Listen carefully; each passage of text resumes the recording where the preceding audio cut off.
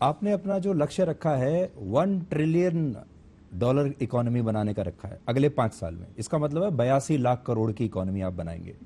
और अगर कैलकुलेट करें तो हर साल आपको 10 से 12 लाख करोड़ का विस्तार करना पड़ेगा। ये इतना मुश्किल लक्ष्य है कि आप समझिए कि क्रिकेट की भाषा में कहूं तो T20 मैच आप खेल रहे हैं, लेकिन हर बॉल पर आपको छक्का मारना पड़ेगा। देखिए, छक्के के आगे भी अगर कोई बॉल पड़ सकती तो यूपी वहां की यात्रा करने को तैयार है। योगी जी, एक हमारे दर्शकों को भी ये लग रहा होगा आज कि हमारे दर्शकों ने आपको लॉ एंड ऑर्डर की बात करते हुए देखा है, बुलडोजर की बात करते हुए देखा है, हिंदुत्व की बात करते हुए देखा है, इकोनॉमी की बात करते हुए, फाइनेंस की बात करते हुए, आंकड़ों की बात करते हुए। ये एक नया अनुभव होगा। और दर्शकों को मैं ये भी बता दूं कि योगी जी ने असल में BSc किया है मैथ्स में, तो आपकी वो डिग्री अब जरूर काम आ रही होगी आपके। देखिए, डिग्री के साथ साथ व्यावहारिक जीवन के उन चुनौतियों से जूझते हुए, दूसरा व्यावहारिक जीवन में अपने बड़ों का मार्गदर्शन लेते हुए, उनके साथ कार्य करते हुए जो अनुभव हुए हैं, वह एक नया व्यावहारिक ज्ञान होता है और वह महत्वपूर्ण होता है। और उन सभी चीज़ों को लेकर के समग्रता के साथ जब हम आगे बढ़ते हैं तो वह हम लोगों को एक नई ऊर्जा देता है। अब मैं अगले विषय पर आता हूं। 2024 का चुनाव अब आने ही वाला है। राष्ट्रीय कार्यकारिणी हुई, उसमें प्रधानमंत्री मोदी ने पूरा रोड मैप भी बताया कि बजट को लेकर घर घर जाइए और सरकारी योजनाओं को लेकर घर घर जाइए। आपका अपना आकलन या ये कह लीजिए कि आपकी अपनी भविष्यवाणी 2024 के बारे में क्या है? देखिए, 2024 में प्रधानमंत्री मोदी जी के नेतृत्व में भारतीय जनता पार्टी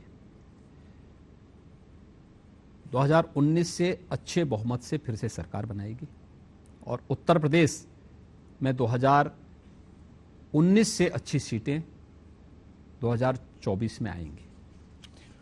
आपको कभी वो दबाव महसूस होता है, जैसे टीम में एक ओपनिंग बैट्समैन होता है और उससे ये उम्मीद की जाती है कि ये तो शतक लगाएगा ही हर मैच में, इसलिए क्योंकि आपका सबसे बड़ा राज्य है, सबसे ज़्यादा सीटें आपके पास हैं, आपसे हर बार ये उम्मीद लगाई जाती है कि अब आप 70+ सीटें तो आप लाएंगे ही। ये 100% आएगा।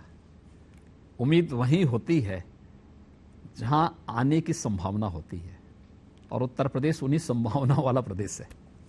आजकल योगी जी आपने एक नया एजेंडा बनाया जिस पर बहुत चर्चा हो रही है, जब आपने कहा कि जो सनातन धर्म है वो एक राष्ट्रीय धर्म है, उसको लेकर लोग बड़े अनकंफर्टेबल हैं। और उसके बाद लगातार आपने देखा होगा सनातन धर्म पर हमले भी बहुत हो रहे हैं, साधु संतों को लेकर भी तरह तरह की बात की जा रही है और कहा जाता है कि भाई ये तो चमत्कार दिखाते हैं, ये तो जादू टोना करते हैं। इस पर आपकी क्या प्रतिक्रिया है? देखिए, मुंडे मुंडे मतरी भिन्ना। जब एरोप्लेन नहीं आया होगा और पुष्पक विमान की चर्चा हुई होगी तो लोगों को लगा होगा कि क्या बात कर रहे हैं सब। महर्षि भारद्वाज के विमानन शास्त्र के बारे में जिन लोगों ने उस समय पढ़ा होगा और खासतौर पर पश्चिम के लोगों ने, तो उन लोगों को आश्चर्य होगा कि अरे सब तो एक कपोल कल्पना है। या भारतीय दर्शन जिन बातों को कहता रहा है, जिन लोगों ने व्यावहारिक जीवन उस रूप में नहीं देखा है, जिन लोगों को बाह्य दृष्टि और भौतिक दृष्टि ही सब कुछ नजर आती है, उनके लिए सब कपोल कल्पना ही होगी। लेकिन आज जब जहां तक सनातन धर्म की बात है, हर देश का अपनी एक आत्मा होती है जो उसको संजीवनी देती है, जो उसकी पहचान होती है, जो उसके विपरीत परिस्थितियों में सदैव उसका संबल बनती है। और ऐसे ही सनातन धर्म भारत की आत्मा है, भारत की पहचान है, विश्व मानवता के कल्याण की गारंटी है। और इसलिए मैंने कहा कि सनातन धर्म भारत का राष्ट्रीय धर्म है। यह धर्म और मत और मजहब के भेद को हमें समझना होगा। धर्म एक जीवन पद्धति है, मत और मजहब एक उपासना विधियां हैं।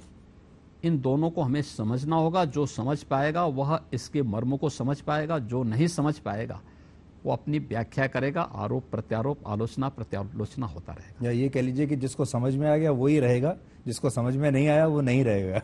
नहीं, अब ये आपकी सोच हो सकती है, हम किसी को भगा नहीं रहे हैं, लेकिन राष्ट्रीयकरण की मुख्य धारा के साथ जोड़ने का आह्वान सबको करेंगे। पर आप ये जरूर एक इशारा कर रहे हैं भविष्य के लिए कि ये सनातन धर्म एक वृक्ष की तरह है और जिसे भी भारत में रहना है इसी वृक्ष के छत्र छाया में रहना होगा। मानवता के कल्याण का मार्ग जब भी प्रशस्त करेगा, सनातन धर्म ही करेगा। और इसके अलावा कोई और नहीं कर सकता। दुनिया के अंदर हर जगह ये बात है, मैं बड़ा, ये मेरा ये तेरा। अकेले सनातन धर्म इस बात की गारंटी देता है कि ये मेरा है, ये पराया है। ये तो छोटी सोच के लोग ही बोलते हैं। विराट सोच के लोगों के लिए तो पूरा दुनिया ही एक कुटुंब है। अयम निज परोवेति गणना लघु चेतसाम उदार चरितानाम तो वसुधैव कुटुंबकम। और यही सनातन धर्म का उद्घोष है।